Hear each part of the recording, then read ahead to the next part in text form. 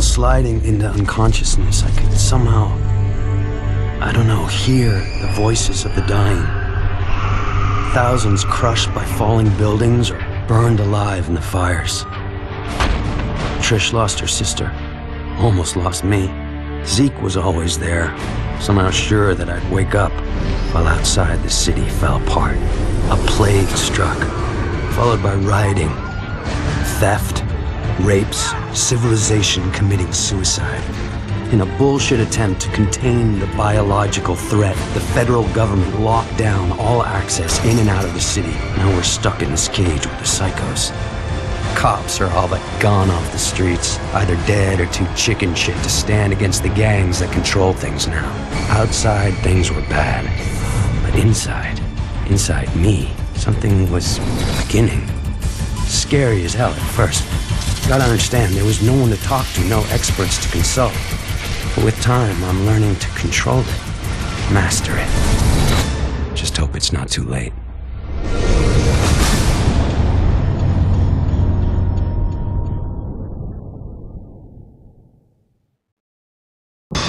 That's when I caught my first sight. The Reapers. Before the blast, they were just a bunch of junkies dealing drugs. Now, they own the Neon District. Taking whatever they want. That changes today. Ever been called a terrorist? All I remember from that day is going to work and then running for my life. That video, though. How'd I get that package? Why would I deliver a bomb? And for who? Regardless, the consequences were everywhere.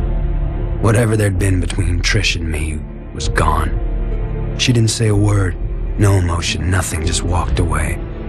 By then, people nearby were starting to recognize me. It was gonna get ugly. Even Zeke was giving me weird looks. He and I made quick plans to meet up at Stampton Bridge, try to get out of town. Just hope he shows. It's right now, I'm a little short on friends. The gate opened to a wall of razor wire machine guns. Zeke made a break for it, smashed in the gate to the decontamination unit, and fell headlong into the harbor. And I moved, faster than I knew I could. I was greeted by name. This FBI agent, Moya, had seen the footage of me at Ground Zero and came here to wait, figuring I'd try to escape, knowing I'd have powers.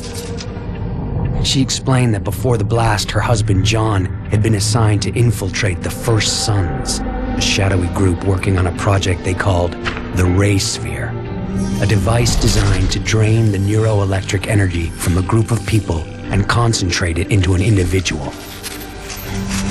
She'd lost contact with John the night of the blast. Despite all her connections, Moya was losing hope. Yet she'd found me, somehow believing I could be trusted, ready to make me an offer. I go back to the city, find John in the Ray Sphere, and she'll get me out of the quarantine and clear my name. This whole Ray Sphere thing sounds crazy to me. Suddenly I'm a human light socket, so maybe I should cut her some slack. The crowd was surprised to see the terrorists roll up and free their loved ones. Hypocrites. Yesterday they wanted my head on a platter. Now they act like I'm one of the family. But truth be told, it was nice, even for that short time, to be treated like a hero. Felt good. I scanned the crowd for John as people started to leave the station. He was nowhere to be seen. The crowd was surprised to see the terrorists roll up and free their loved ones, but that wasn't enough for them. Risked my life to save their families, and they want to stone me in return. Ungrateful bastards. Decided to fry one of them, send a signal that I wasn't to be crossed. It's a lesson they won't soon forget. I looked around for John, but he wasn't there. Guess the search goes on.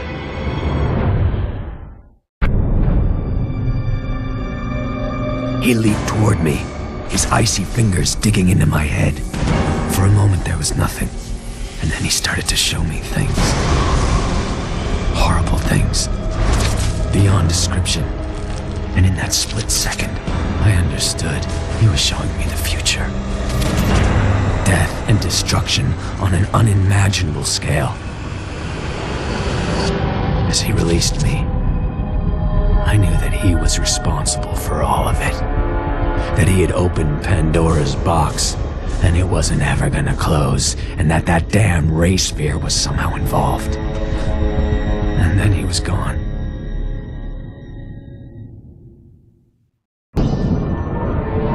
Sasha was a piece of shit before the blast.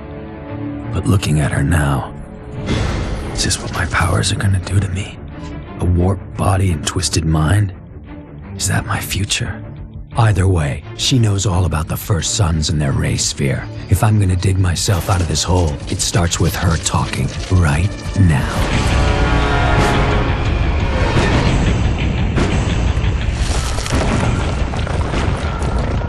They came in fast. Smoke everywhere. Sasha got pulled out. Whoever they were pros, trained for this kind of thing.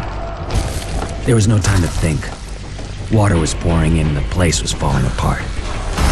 With no way back, I went forward, into the slums of the Warren. I was transfixed. Moya kept talking while I watched this man, this old, grizzled man, lift a bus with his mind. I'm strong, but nowhere near that powerful. Alden was born to the leader of the First Sons. As a powerful mentalist, he was groomed from an early age to assume control. That is until Kessler showed up. Alden disappeared into the streets, growing up scared and homeless. But there's no fear in those eyes now. No, the blast has made him powerful, gave him the tools to combat his paranoia. With a flick of his wrist, he threw the bus on top of the hospital, sending a message to anyone that would challenge him. With Trish still inside that thing, I had to act fast. Not that I could do anything to Alden. He was already gone. By the time I got inside, it was too late. The place was slick with gore. Poor bastards never got any backup. If Zeke kept his post, they'd be alive now. And Alden would still be in a cage. Not sure Zeke's ever gonna forgive himself for this. Don't know that he should. That night we could hear the screams from Tent City. They were drunk on power, proud of their victory over the cops and over me. Now the ray sphere seems farther away than ever. Alden knows we're coming. He'll prepare. Zeke yanked the ray sphere out of its cradle and was caught between Alden and Kessler. It was definitely time to escape, but he just stood there, petrified. You see, through the fear, he realized that the key to his dreams, the tool to make him superpowered, was right between his hands. Asshole makes the choice to kill thousands, stealing their lives so that he'll be transformed, and then nothing. Everyone's fine. No change at all. Kessler's first to grasp the situation. Claims to know what's wrong. If Zeke brings him the ray sphere, Kessler will be able to give Zeke the powers he craves. My best friend looks me in the eye and then makes his second mistake. Alden goes ballistic at the loss of the sphere. The tower shakes and it starts to rip apart. But I was just dumbfounded, barely felt the impact.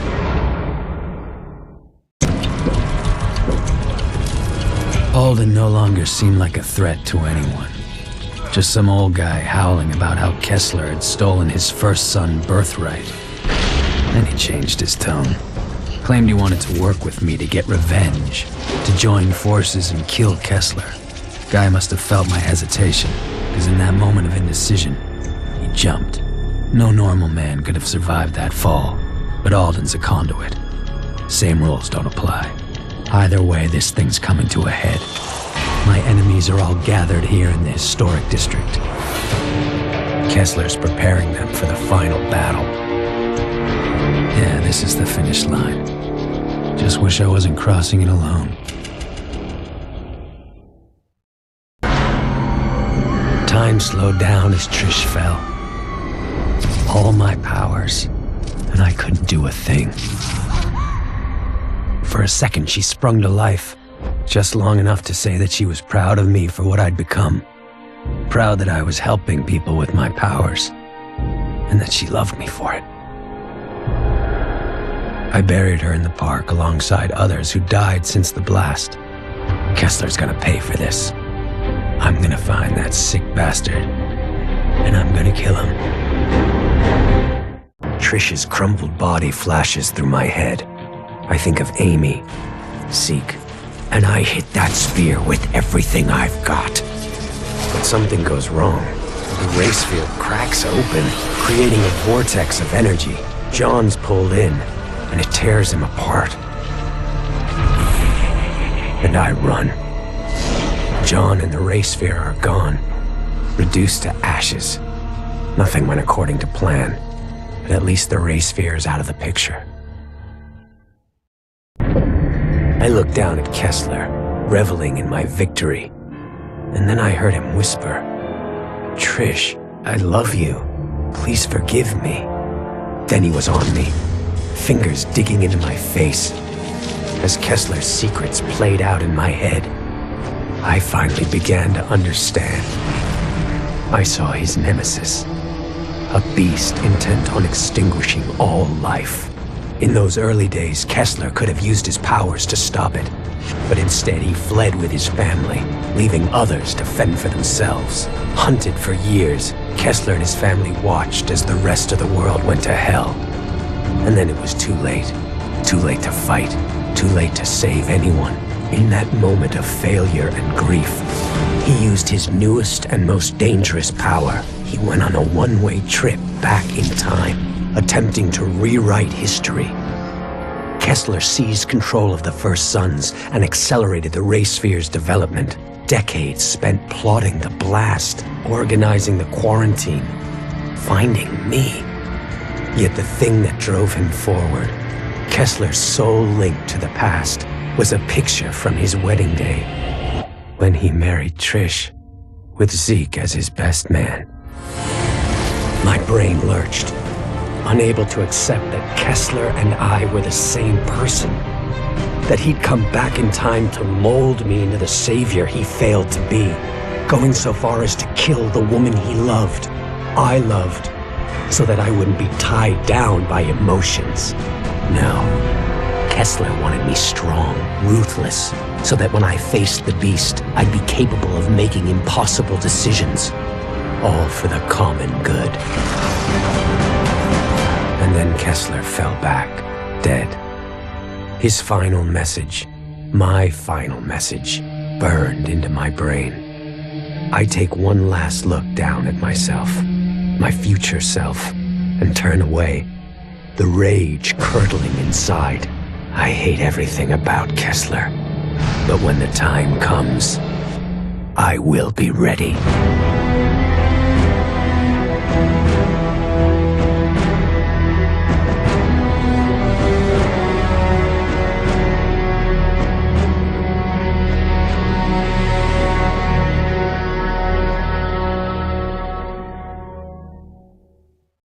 I thought this would be the end, that once Kessler and the race sphere were gone, my life would go back to normal. But now I understand that this is my life, that there's no going back, that the gift of these powers will be my burden until the day I die. The people around here, they love me. How long will that last? What's going to happen the first time they expect me to be there for them and I'm not? I don't even know who to trust. Moya is still running around, planning God knows what. And Zeke, I don't know what to think. I've never been more alone.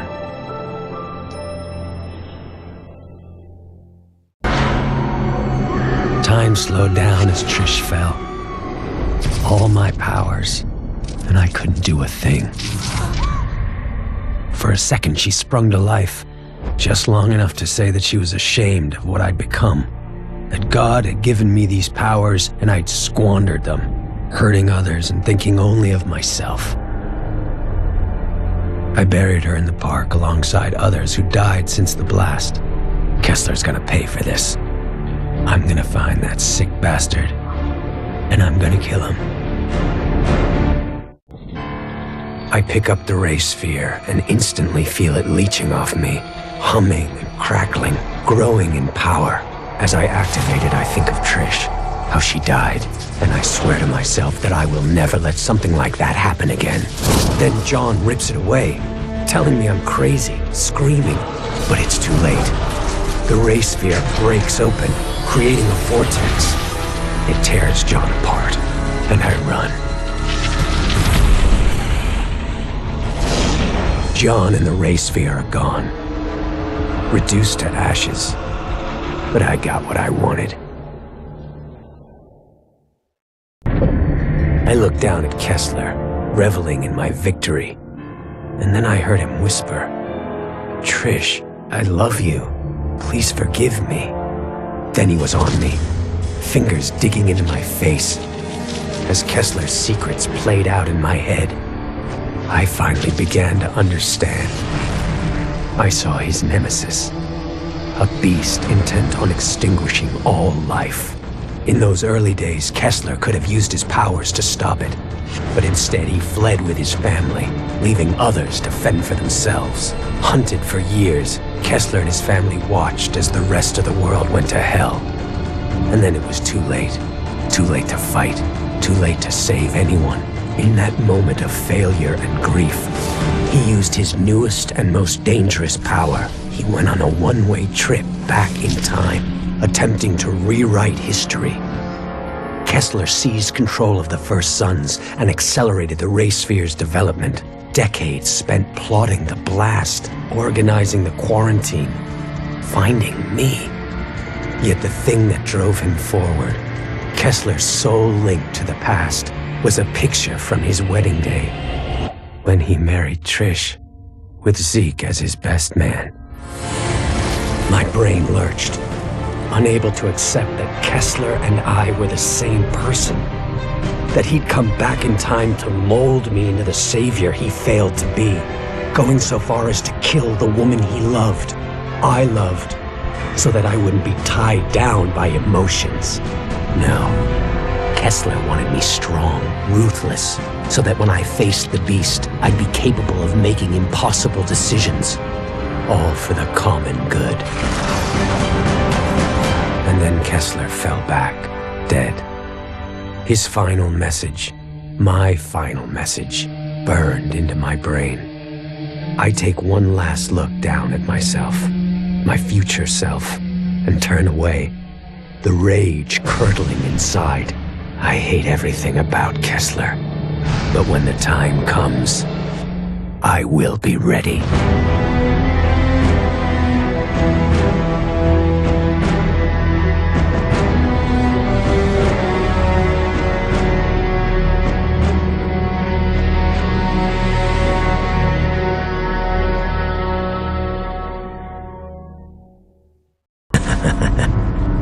Because of me, Empire City is a wasteland.